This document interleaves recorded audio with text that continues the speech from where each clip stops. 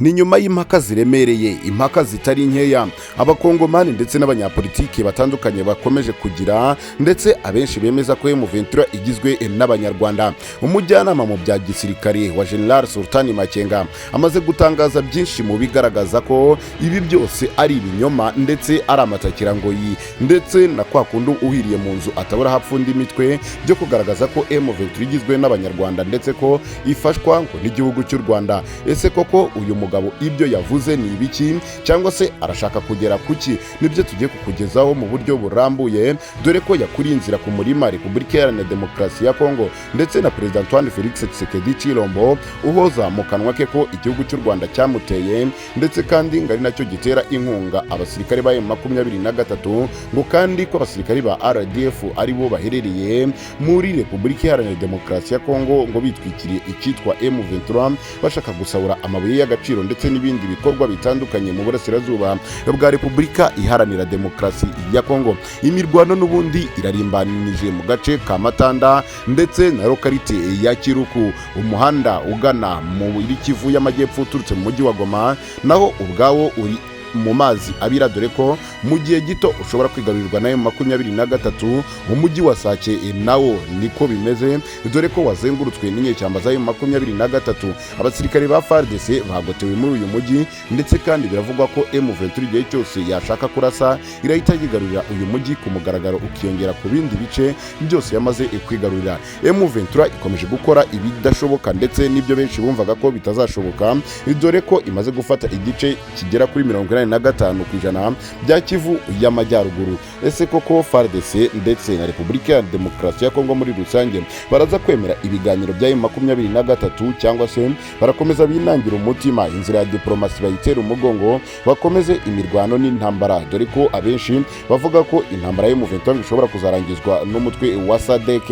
Ese koko SADC izaza gukora nk'uko babigenje muri 2012? Ibyo ni byo gutega amaso ndetse no gukomeza kwibazwaho, dore ko bivugwa ko SADC yohereje abasirikare b'imbanzirizamushinga kuza gukora ibyegeranyo ndetse no kureba imyitwarire y'inyeshyamba za M23 no kugira byinshi bafata nk'umwanzuro no gutekereza icyakwigwaho ndetse n'icyashoboka mu burasirazuba bwa Repubulika Iharanira Demokarasi ya Kongo, bagendeye ku makuru bakuye kuri M23 ndetse n'abaturage, utibagiwe n'abasirikare bamwe na bamwe bo muri FARDC.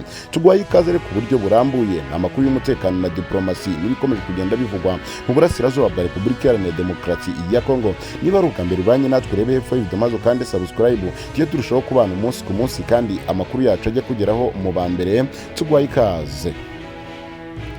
Umujyanama w'umugaba mukuru w'ingabo wa M23 General Sultani Makenga yasuye abaturage bo mu gace ka Kibarizo gaherutse gushegeshwa n'intambara, abagezaho ubutumwa uyu mutwe wabageneye bwagarutse ku kugaragaza impamvu zishimangira ko M23 itarimo abanyarwanda.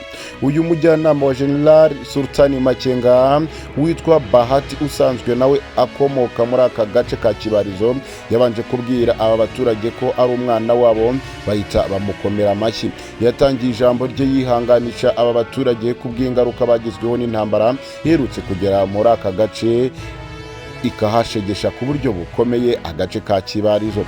Gusa nanone ngo M23 irabashimira, ati abayobozi ba M23 bantumye ngo babivanye ku mutima barashimira abaturage b'Ikibarizo kubera iyihe mpamvu, kuko Kibarizo abantu bari bayizi ku mateka mabi, ahubwo bari kwishimira ku mateka meza, kuko Kibarizo nta vangura rihari. Bari kubashimira ko mwirinze ivangura kandi ryaturutse ku buyobozi bwo hejuru bwa leta kugeza hasi, ariko mwe mukaba mutari mwivangura ndetse mukaba mwarariteye umugongo. Yanyuze mu mateka General Sultani Makenga abibutsa ko yavukiye Impati agakurira Inyanzare aza kwigira Ikinyatsi. Ati iyo bari kuvuga ngo M23 ntabwo ari abanyarwanda, none umusirikare ukuriye abasirikare bose ba M23 yavukiye Impati bimukira Inyanzare, we yiga Ikinyatsi.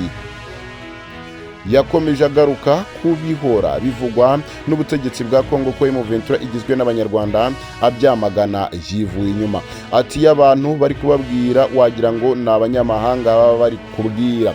Perezida wa M23 yitwa Bertrand Bisimwa n'umushi w'Ibukavu, umunyamabanga nshingwabikorwa wa M23 yitwa Benjamin Mbonimpa n'umuhutu w'irucuru. Iyo bari kubabwira rero wagira ngo baba bari kubwira abarundi cyangwa abanyamahanga, baba babuze icyo bavuga bakabibabwira ibintu byo kuvangura gusa kuko nta rindi jambo bafite babwira abaturage.